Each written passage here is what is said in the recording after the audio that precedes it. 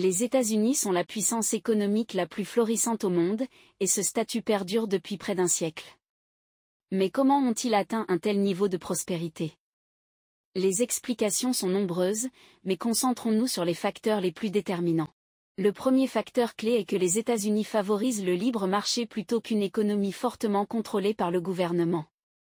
Pourtant, un détail souvent oublié mérite d'être souligné, cela n'a pas toujours été le cas. À leur début, les États-Unis s'appuyaient sur l'intervention gouvernementale pour orienter les grandes décisions économiques. Ce n'est qu'après plusieurs échecs du gouvernement à stimuler durablement la croissance, et après que les entreprises privées ont démontré leur efficacité là où l'État échouait, que le pays a adopté pleinement le libre marché. Explorons 3 exemples marquants pour mieux comprendre cette évolution. En 1808, John Jacob Astor créa la Compagnie américaine de fourrure, introduisant les fourrures américaines sur le marché mondial.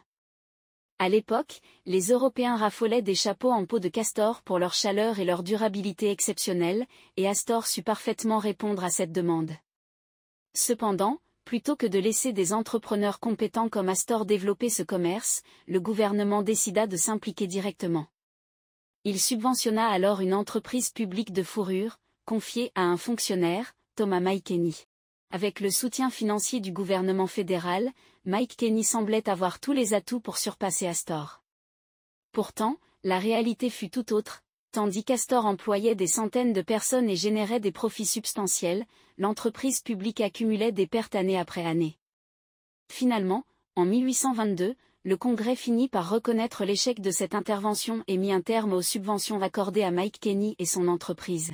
Dans les années 1840, une situation comparable s'est produite avec l'invention révolutionnaire du télégraphe, première avancée majeure vers la communication instantanée telle que nous la connaissons aujourd'hui.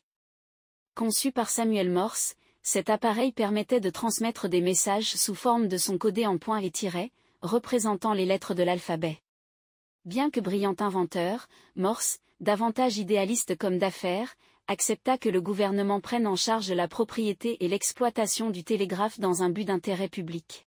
Cependant, l'expérience tourna rapidement au fiasco financier. Chaque mois, l'exploitation du télégraphe par le gouvernement engendrait des pertes importantes.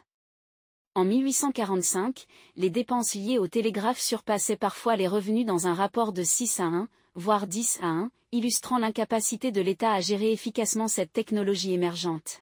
Considérant l'invention sans réel potentiel, le Congrès décida de laisser le télégraphe entre les mains du secteur privé. Ce fut un tournant décisif. Sous l'impulsion des entrepreneurs, l'usage du télégraphe prit son essor. Ils démontrèrent aux journalistes comment cette technologie pouvait transmettre instantanément des nouvelles d'événements survenus à des centaines de kilomètres. Les banquiers, courtiers et compagnies d'assurance réalisèrent rapidement qu'ils pouvaient surveiller leurs investissements en temps réel, qu'ils soient locaux ou éloignés. Avec une amélioration constante des services, le réseau de lignes télégraphiques s'étendit rapidement, de 65 km en 1846, il atteignit 37 000 km en 1852. Dans les années 1860, les États-Unis possédaient même un réseau télégraphique transcontinental. Et avant la fin de cette décennie, des entrepreneurs avaient réalisé un exploit encore plus impressionnant, poser un câble télégraphique à travers l'océan Atlantique, reliant ainsi l'Amérique à l'Europe. Pourquoi le gouvernement américain n'a-t-il pas réussi à exploiter de manière rentable l'invention de Morse? La réponse tient en partie aux différences fondamentales entre les motivations des fonctionnaires et celles des entrepreneurs.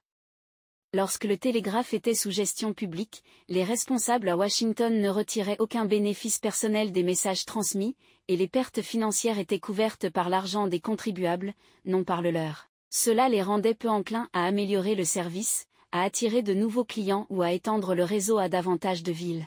En revanche, des entrepreneurs comme Ezra Cornell, futur fondateur de Western Union, avaient tout intérêt à maximiser l'efficacité et l'accessibilité du télégraphe. En offrant un service moins cher et de meilleure qualité, ils attiraient davantage de clients, augmentant ainsi leurs profits. En seulement 15 ans après que le Congrès eut confié le télégraphe au secteur privé, les coûts de construction et les tarifs pour relier les grandes villes avaient chuté à 1/10 des prix fixés par l'administration publique. Cette transition démontra l'efficacité du modèle entrepreneurial dans le développement de technologies révolutionnaires. Dans l'industrie des bateaux à vapeur, l'histoire a suivi un schéma bien connu. Dans les années 1840, des traversées régulières en bateau à vapeur ont été établies entre New York et l'Angleterre. Le gouvernement a misé sur Edward Collins, un armateur davantage réputé pour son talent en lobbying politique que pour ses compétences en gestion. Tandis que le Congrès soutenait financièrement Collins, Cornelius Vanderbilt lançait sa propre compagnie de navigation à vapeur. Grâce à des tarifs réduits et des navires prisés par les voyageurs, Vanderbilt a attiré une clientèle nombreuse et construit une entreprise extrêmement florissante, reléguant Collins au second plan. Ce dernier a échoué, incapable d'améliorer ses services ou d'offrir une prestation fiable et sécurisée. Par exemple, 2 de ses 4 navires ont sombré, entraînant la mort de centaines de passagers. Quand ses finances flanchaient, Collins se tournait simplement vers un autre politicien pour obtenir des fonds. À l'inverse, Vanderbilt n'avait d'autre choix que de satisfaire ses clients pour assurer la survie de son entreprise. Cette expérience a enseigné aux États-Unis une leçon essentielle: la prospérité économique repose sur la libre entreprise plutôt que sur les subventions étatiques. La deuxième raison est l'ensemble des institutions qui encouragent ces entreprises privées. Par exemple, les Américains accordent une importance majeure à la protection de la propriété intellectuelle. Les brevets pour les inventions technologiques ou la protection des marques commerciales sont parmi les plus stricts au monde et imposent des sanctions lourdes en cas de violation. Les institutions délivrent des titres officiels pour protéger les créations et assurent la défense des droits des inventeurs et créateurs. Les entreprises sont plus incitées à dépenser des millions de dollars pour inventer des nouvelles choses parce qu'ils savent que la justice ne laissera personne les recopier sans des sanctions très sévères. Du secteur médical aux technologies informatiques en passant par l'agriculture ou même le militaire, si vous voulez savoir pourquoi presque toutes les nouvelles technologies viennent des États-Unis, eh bien vous avez votre réponse. Un autre est celui du système bancaire. Aux États-Unis, obtenir un prêt pour démarrer une entreprise est facilité par un système financier diversifié et des programmes de soutien comme ceux de l'administration des petites entreprises, qui garantit une partie des prêts pour réduire le risque des banques. Les entrepreneurs ont accès à diverses options: prêts traditionnels via les grandes banques, coopératives de crédit, fintech, et programmes spécifiques pour les minorités ou les femmes.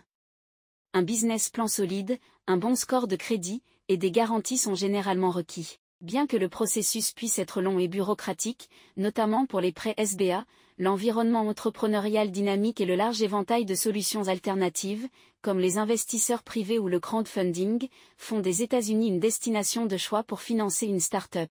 C'est ainsi que le financement plus facile encourage plus de gens à prendre des risques et à lancer leur propre affaire.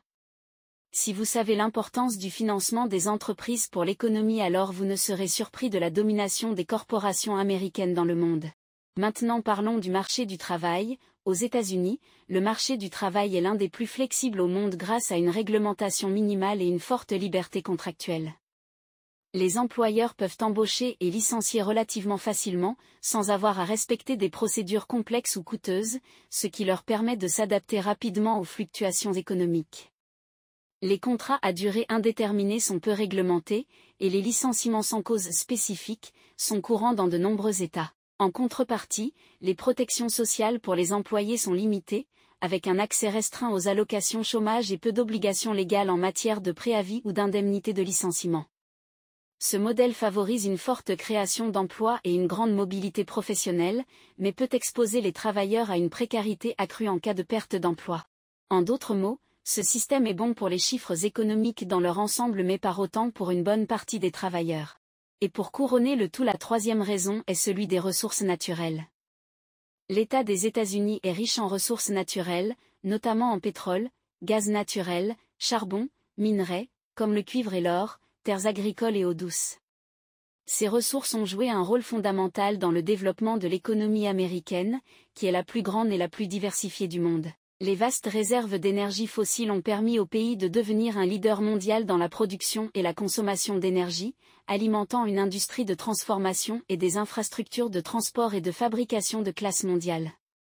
L'agriculture, soutenue par des terres fertiles, fait des États-Unis l'un des plus grands exportateurs de produits agricoles, notamment de soja et de maïs.